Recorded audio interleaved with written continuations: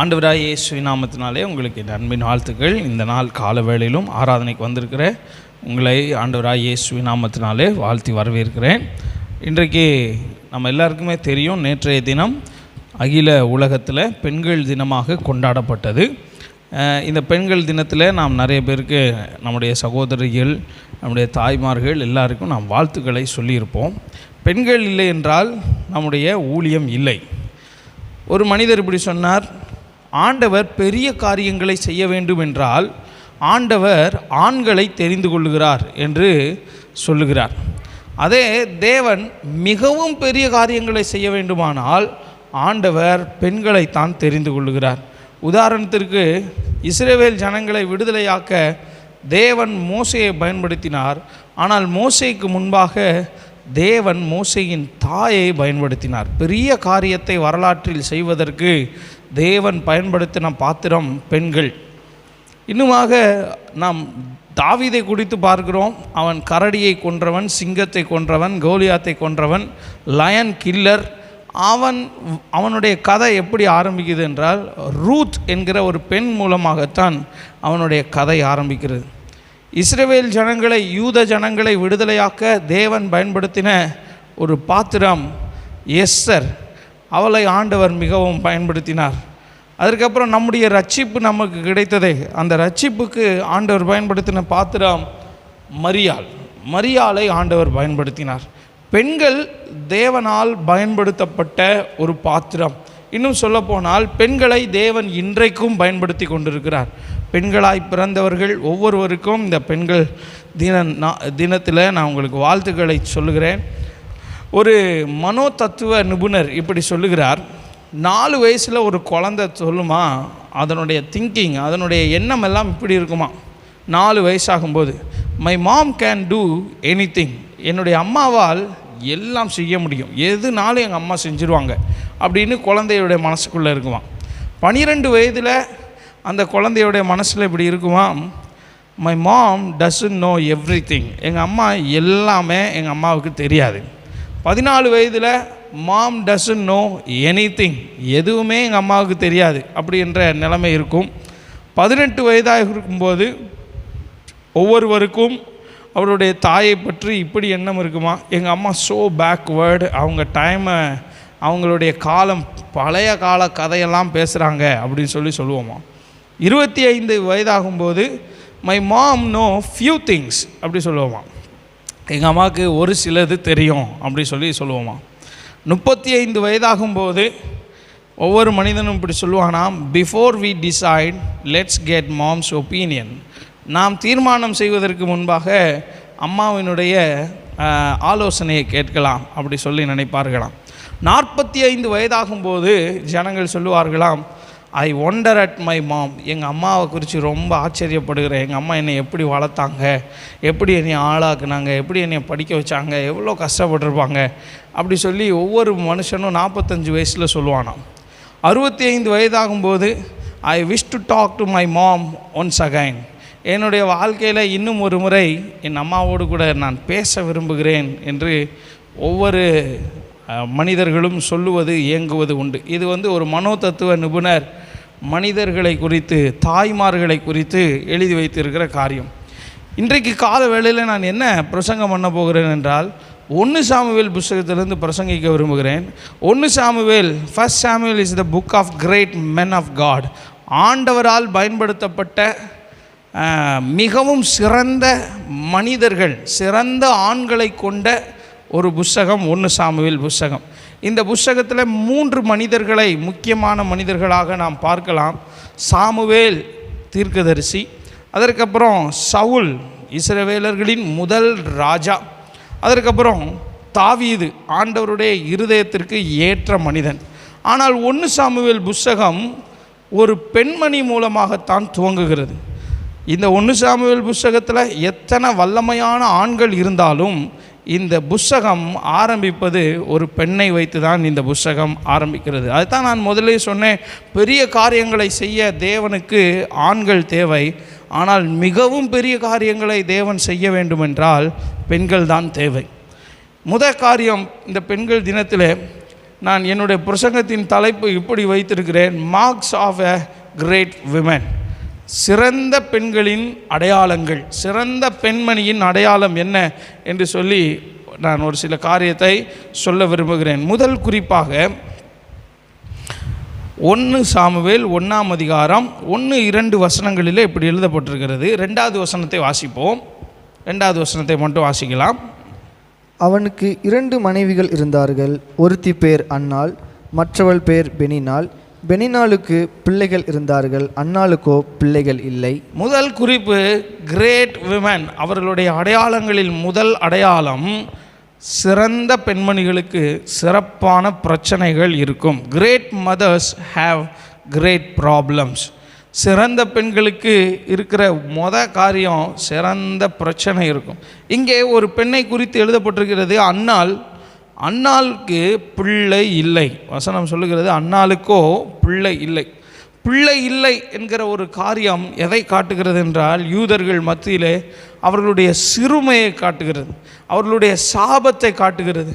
பிள்ளை இல்லாத தன்மை எதற்கு அடையாளம் என்றால், தேவனால் வந்த சாபம் என்று ஜனங்கள் நினைக்கிறார்கள்.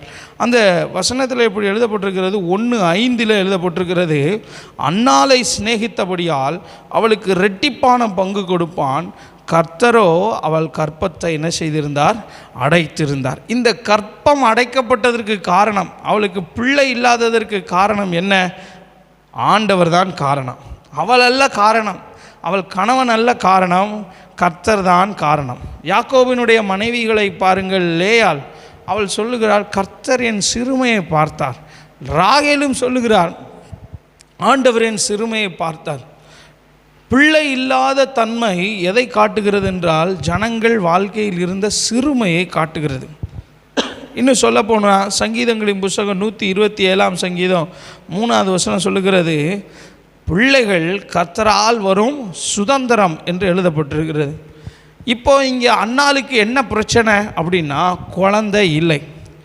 அங்கே இருந்த யூத பாரம்பரியத்தின்படி, இது பைபிள் சொல்லலை, யூத பாரம்பரியத்தில் ரபானிக் சேயிங் அப்படி சொல்லுவாங்க.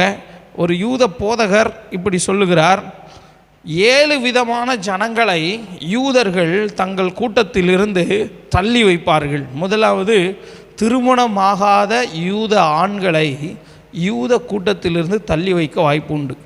2வது, திருமணமாகி 10 ஆண்டுகள் ஆகியும் குழந்தை இல்லை என்று சொன்னால் அந்த பெண்ணை தள்ளி வைத்துவிட்டு அவளுடைய தங்கையையோ அல்லது வேறொரு பெண்ணையோ திருமணம் செய்ய அங்கு இருக்கிற யூதர்களுக்கு எல்லா உரிமைகளும் இருந்தது. இப்பொழுது அன்னாளுக்கு பிள்ளை இல்லை, 10 வருடங்கள் ஆகிவிட்டது, குழந்தை இல்லாததுனால அவன் இன்னொரு சகோதரியை, இன்னொருத்திய விவாகம் பண்ணியிருந்தான். அவள் பேர் பெண்ணினாள். 4வது வசனத்தை பார்த்தீர்கள் என்றால், 4வது வசனத்தில் இப்படி எழுதப்பட்டிருக்கிறது, அங்கே எல்கானா பலியிடும் நாளிலே அவன் தன் மனைவியாகிய பெண்ணினாளுக்கும் அவளுடைய எல்லா குமாரருக்கும் குமாரத்திகளுக்கும் பங்கு போட்டு கொடுப்பான். இந்த வசனத்தின்படி நமக்கு என்ன தெரிய வருகிறது என்றால், பெண்ணினாளுக்கு குழந்தைகள் இருந்தது, ஆண் பிள்ளையும் இருந்துச்சு, பொம்பளை பிள்ளைகளும் இருந்துச்சு, எல்லாம் இருந்தது. ஆண்டவர் இவள் வாழ்க்கையில் கற்பத்தை அடைத்திருந்தபடியினால், இவள் மலடியாக இருந்தபடியினால் இங்கே இவளுக்கு ஒரு சிறுமையை பார்க்கிறோம். 6வது வசனம் இப்படி சொல்லுகிறது, கர்த்தர் அவள் கற்பத்தை அடைத்தபடியினால் அவளுடைய சக்களத்தை அவளை என்ன செய்வாளாம், துக்கப்படும்படியாக அவளை மிகவும் வேதனைப்படுத்துவாள். துக்கம். சிறந்த பெண், ஆனால் சிறந்த பெண்ணுக்கு இருக்கிற முதல் பிரச்சனை துக்கம், விசனம், வேதனை. அவள் வேதனைப்படும்படியாக அவளை மிகவும் விசனப்படுத்துவாள், துக்கப்படும்படியாக. வாயில் வரவேண்டிய வார்த்தைகள், வரக்கூடாத வார்த்தைகளினாலே அவளை மிகவும் தரை குறைவாக பேசுவது உண்டு. இதற்கு காரணம் யார்? தேவன் தான் காரணம். சில நேரங்களில் நம்மளை ஜனங்கள் பேசுவதற்கு காரணம் தேவனாகவே இருக்கலாம். இயேசு சொன்னார் ஒரு இடத்துல சொல்லும்போது, என் நிமித்தம் உங்களை பகைத்து உங்கள் பேரில் பொய்யான மொழிகளை சொல்வார்களானால் நீங்கள் பாக்கியவான்களாக இருப்பீர்கள், சந்தோஷப்பட்டு களி கூறுங்கள், பரலோக ராஜ்யத்தில் உங்கள் பலன் மிகுதியாக இருக்கும் என்று சொல்லி சொன்னார். ஆண்டவரே அதற்கு காரணமாக இருந்தார். Child bearing is the based on sovereignty of God. ஆண்டவருடைய சர்வ வல்லமையின் அடிப்படையிலானது குழந்தை பெற்றெடுப்பது. எந்த மனிதர்களுடைய முயற்சியினாலும் அல்ல, தேவனுடைய சர்வ வல்லமை உள்ள அந்த கிரியை தான் குழந்தையை தருகிறது. ஆண்டவர் இங்கே இவளை எப்படி ப்ரிப்பேர் பண்ணுகிறார் என்று சொன்னால், குழந்தைக்காகவே ப்ரிப்பேர் பண்ணுகிறார். சில நேரங்களில் கர்த்தர் நம்மையும் ப்ரிப்பேர் பண்ணுவார், நல்ல ஆசீர்வாதத்திற்கு நேராக ப்ரிப்பேர் பண்ணுகிறார். 11வது வசனத்தை பாருங்கள். 11வது 10-11 வாசிங்க. 1 Samuel 1:10-11.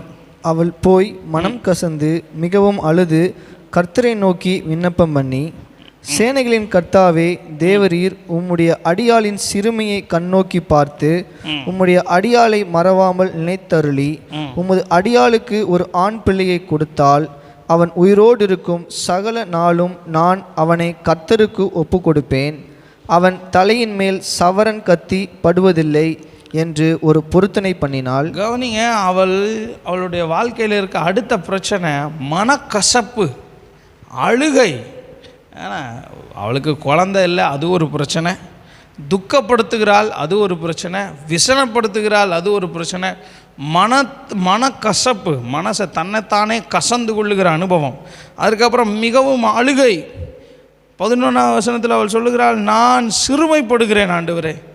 Great mothers have great problems.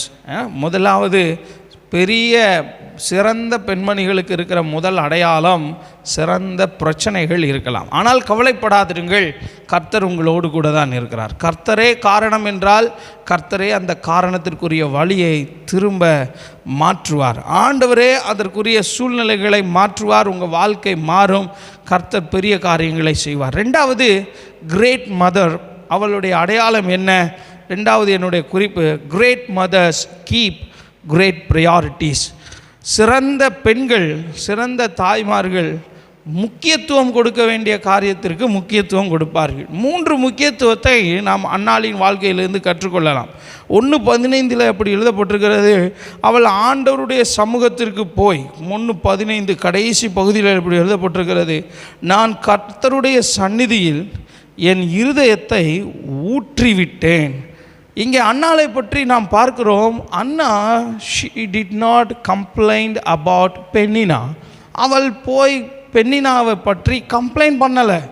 அதுக்கப்புறம் she did not fight with பென்னினா. அவள் போய் தன்னுடைய பென்னினாளை பற்றி தன் புருஷனோடு சொல்லலை, பென்னினாட்டை போய் சண்டை போடலை. அவள் என்ன செய்கிறாள்? அதற்கு மாறாக எப்பொழுதெல்லாம் விசனப்படுத்துகிறாளோ அப்பொழுதெல்லாம் ஜெபம் பண்ணுகிறார். அந்த வசனத்தை பாருங்கள், 7வது வசனத்தை இப்படி பாருங்கள். 1:7 எப்படி எழுதியிருக்கிறது?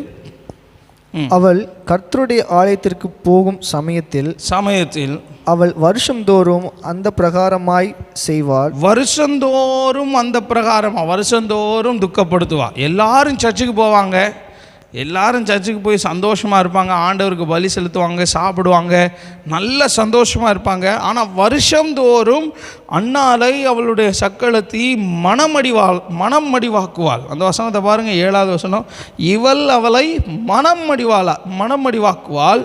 அடுத்து, அப்பொழுது அவள் சாப்பிடாமல் அழுது கொண்டிருப்பாள். ஆனால் அவள் திரும்ப ஒரு நாள் கூட சண்டை போடவே இல்லை. நல்ல ஒரு பெண்மணி. நல்ல பெண்மணியின் அடையாளத்தில் பாருங்கள், அவள் சண்டை போடாத பெண். ஆனால் அதற்கு மாறாக என்ன செய்கிறார்? ஜெபத்துக்கு முக்கியத்துவம் கொடுக்கிறார். அவள் எப்படி ஜெபிக்கிறார்? சேனைகளின் தேவனாகிய கர்த்தாவே, போர் செய்கிற ஆண்டவர் நீர்தான் ஆண்டவரே, நான் போர் செய்ய மாட்டேன். யுத்தம் பண்ணுகிறவர் நீர்தான், அதனால் நான் உம்மை நோக்கி பார்க்கிறேன். நான் இனிமேல் அழுகையாக இருக்க போவது இல்லை ஆண்டவரே, நான் உம்மிடத்தில் வருகிறேன். பிரேயிங் மதர் நம்முடைய வாழ்க்கையில் மிகவும் அவசியம். நமக்காக ஜெபிக்கிற தாய்மார்கள் நமக்கு மிகவும் அவசியம். ஜெபிக்கிற பெண்கள் அவசியம். அவளுடைய ரிலேஷன்ஷிப்பை பாருங்கள், ஆண்டவரோடு கூட அவளுடைய ரிலேஷன்ஷிப் நல்ல ரிலேஷன்ஷிப்பாக இருக்கிறது. அமெரிக்காவினுடைய 16வது ஜனாதிபதி இப்படி சொல்லுகிறார், no one is poor who has the godly mother. யாருக்கெல்லாம் தெய்வ பக்தியுள்ள தாய்மார்கள் இருக்கிறார்களோ அவர்களெல்லாம் ஒரு நாளும் ஏழையாக இருக்க போவதில்லை. உங்களுக்கு கிடைத்த தாய்க்காக நன்றி சொல்லுங்கள். இந்த தாய் ஜெபிக்கிற தாய். இவளுடைய ப்ரையாரிட்டி எதன் மேலே இருக்கிறது தெரியுமா? இவளுடைய முக்கியத்துவம் ஜெபத்தின் மேல் வைத்திருக்கிறார். யாரை பற்றியும் கம்ப்ளைண்ட் பண்ணலை, அழுகலை, அவள் போய் சண்டையிடலை. அதற்கு மாறாக ஆண்டவருடைய சமூகத்தில் இருதயத்தை ஊற்றிவிட்டாள். சங்கீதம் 65:2 சொல்லுகிறது, ஜெபத்தை கேட்கிறவரே மாமிசமான யாவரும் உம்மிடத்தில் வருவார்கள். நம்முடைய ஆண்டவர் ஜெபத்தை கேட்கிறவர். அவர் God is a God of நம்ம ஆண்டவர் ஜெபத்தை கேட்குற ஆண்டவர், நம்முடைய ஜெபத்துக்கு பதில் தருகிற ஆண்டவர். நம்முடைய தேவன் ஜெபத்தை கேட்டு அதன்படியே செய்கிறவர். அவருடைய ஜெபத்தை பாருங்கள், எப்படி ஜெபம் பண்ணுகிறார்.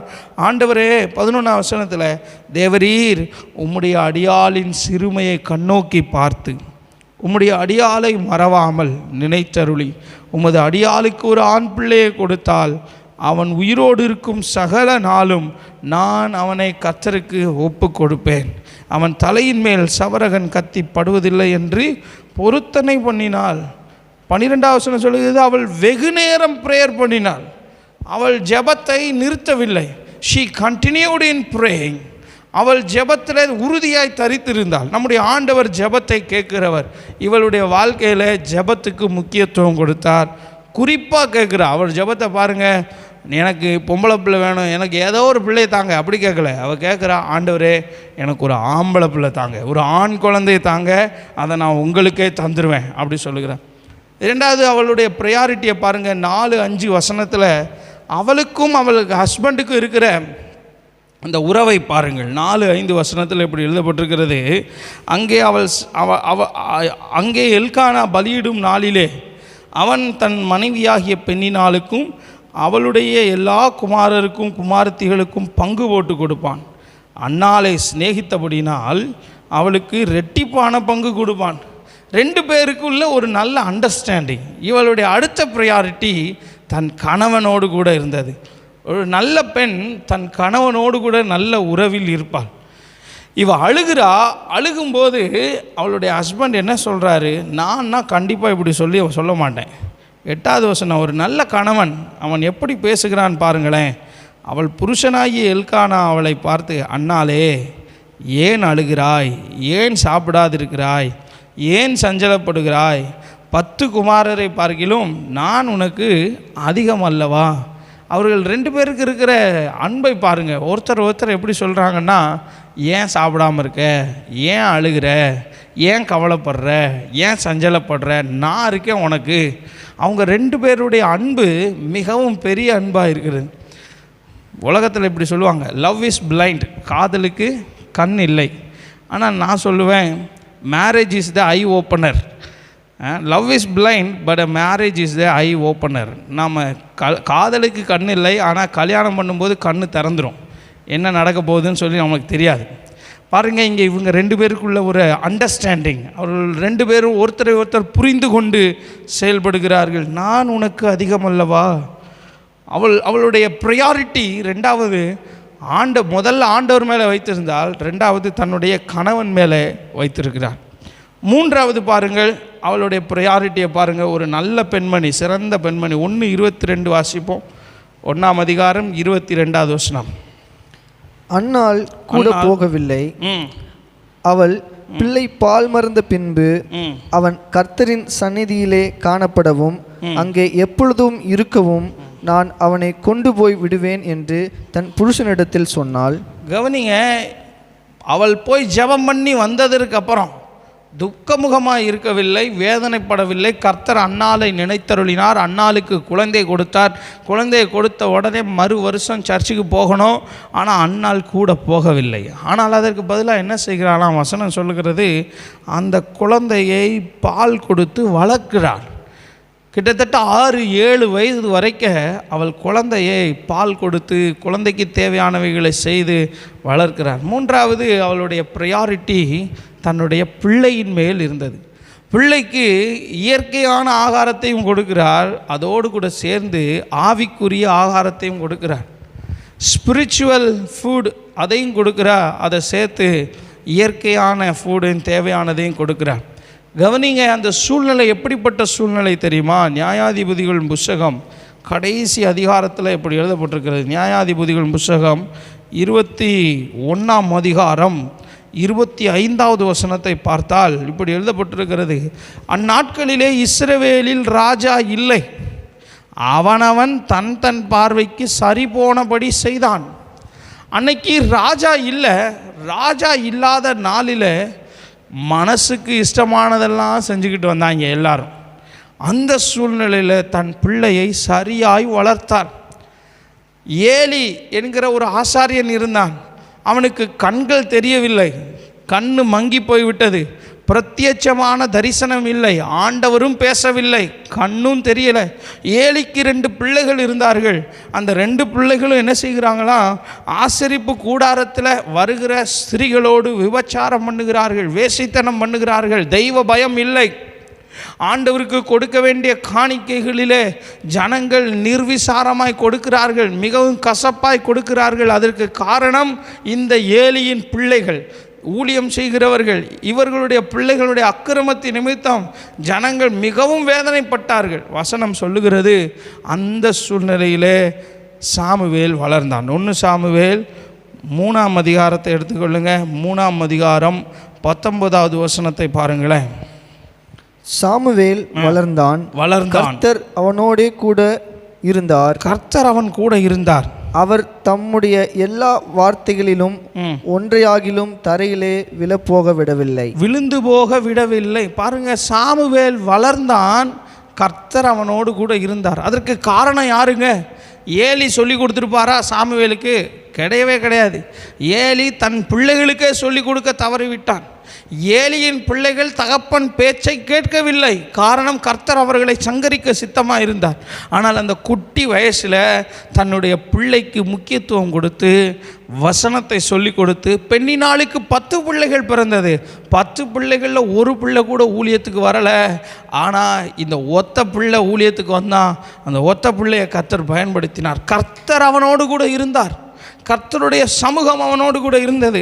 பாருங்கள், இந்த அன்னாள் தேவ சமூகத்தில் கொண்டு வந்து விடும் மட்டும் அவள் காத்து கொண்டு இருந்தார். 24வது வசனத்தை பார்த்தீங்கன்னா, 1ஆம் அதிகாரம் 24வது வசனத்தில் இப்படி எழுதப்பட்டிருக்கிறது, அவள் அவனை பால் மறக்க பண்ணின பின்பு 6-7 வருஷம் கழித்து 3 காளைகளையும் 1 மரக்கால் மாவையும் 1 துருத்தி திராட்சரசத்தையும் எடுத்துக்கொண்டு அவனையும் கூட்டிக் கொண்டு சீலோவில் இருக்கிற கர்த்தருடைய ஆலயத்துக்கு போனால் பிள்ளை இன்னும் குழந்தையாக இருந்தது. குழந்தையான பிள்ளையை கொண்டுட்டு சீலோவாக்கு போகிறாள். அங்கே போய் பிள்ளையை விட்டு விட்டு வருகிறாள். Physical nurturing as well as spiritual, தேவையான எல்லா போஷாக்கையும் கர்த்தர் இந்த பிள்ளைக்கு கொடுக்க உதவி செய்தார். மோசேயினுடைய தாயை குறித்து வசனம் சொல்லுகிறது. மோசேயினுடைய தாய் பிள்ளைக்கு தேவையான எல்லாவற்றையும் சொல்லி கொடுத்து அந்த பிள்ளையை வளர்த்து கொடுத்தாள். மோசே ஒரு பெரிய லீடராக ஆவதற்கு காரணம் யார் தெரியுமா? ஒரு கிரேட் மாம், ஒரு சிறந்த பெண். சிறந்த தலைவர்கள் யார் மூலமாக உருவாவாங்க தெரியுமா? Great mummies. நம்மிடத்தில் இருக்கிற சிறந்த தாய்மார்களால் தான் சிறந்த தலைவர்களை உருவாக்க முடியும். லீடர்ஷிப் ட்ரைனிங்க்கு நம்ம இப்போ நிறைய இடத்துக்கு போகிறோம். ஆனால் லீடர்ஷிப் ட்ரைனிங் எங்கே கிடைக்கும் தெரியுமா? வீட்டில் தான் கிடைக்கும்.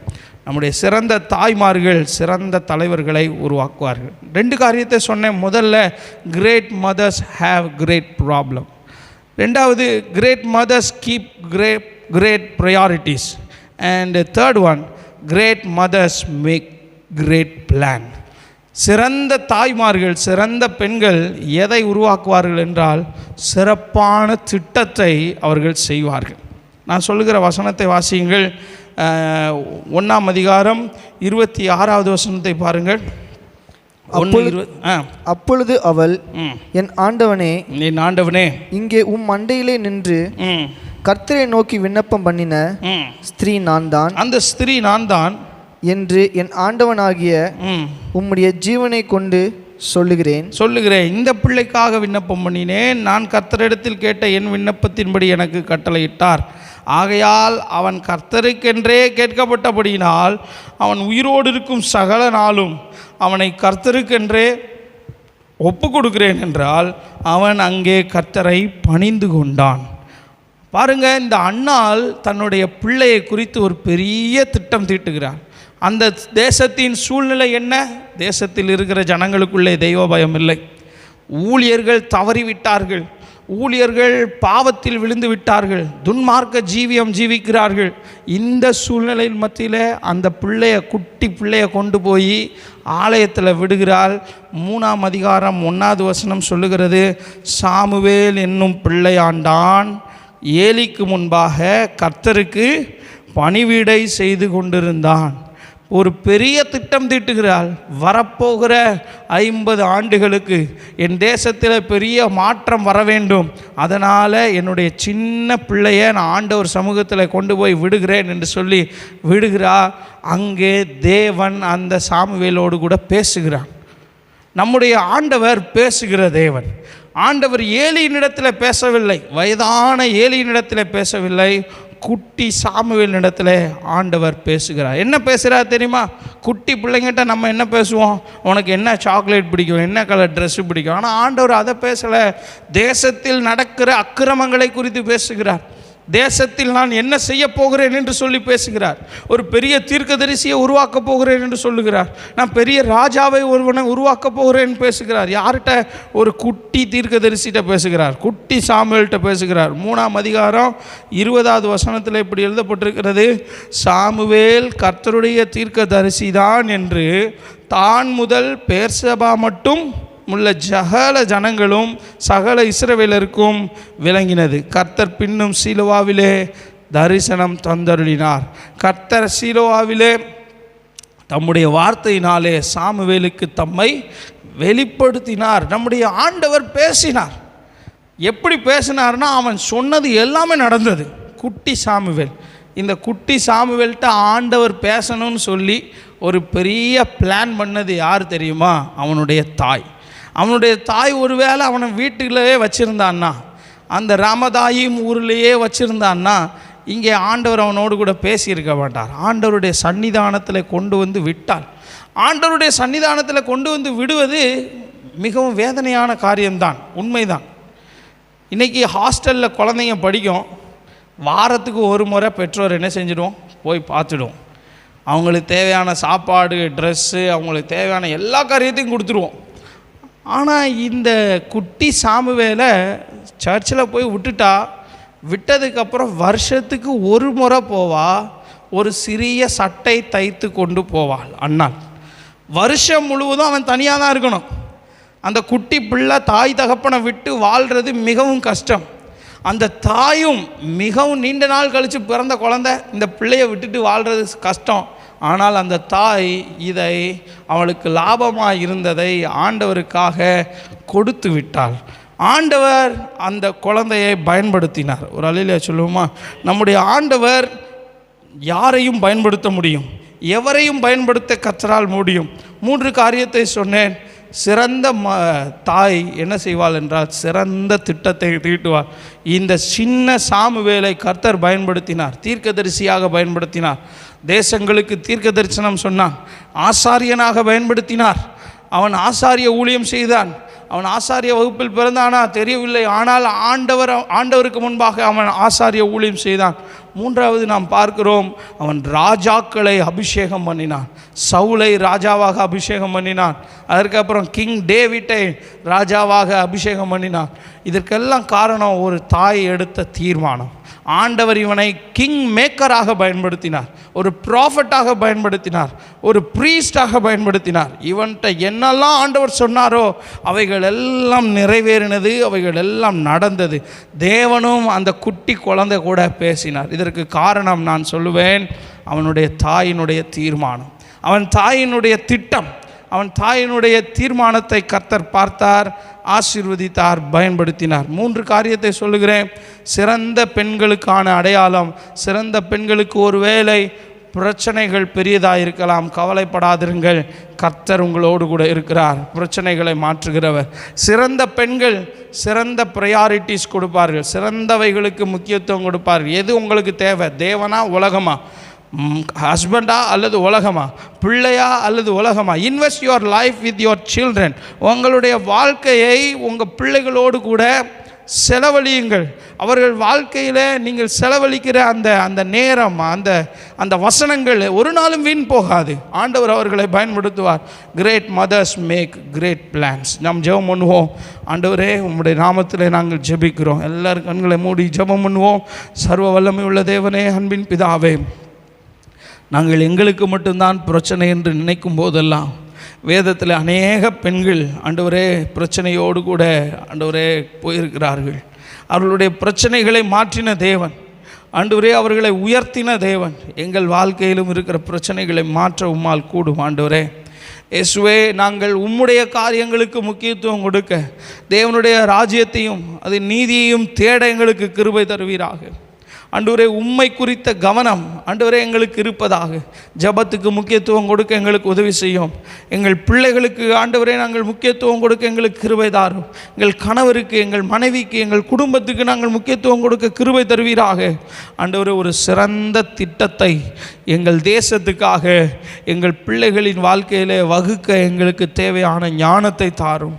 ஆண்டவரே, சாமுவேலை பயன்படுத்த ஆண்டவரே அன்னாள் தன்னைத்தானே தன் பிள்ளையை ஒப்பு கொடுத்தது போல நாங்களும் எங்கள் பிள்ளைகளை ஒப்பு கொடுக்க எங்களுக்கு தேவையான கிருபை தருவீராக. ஆண்டவரே, இந்த ஆராதனைக்கு வந்த ஒவ்வொருவரையும் நீர் ஆசீர்வதியும் நடத்தும். இயேசு கிறிஸ்துவின் நாமத்தில் ஜெபிக்கிறோம் நல்ல பிதாவே, ஆமென்.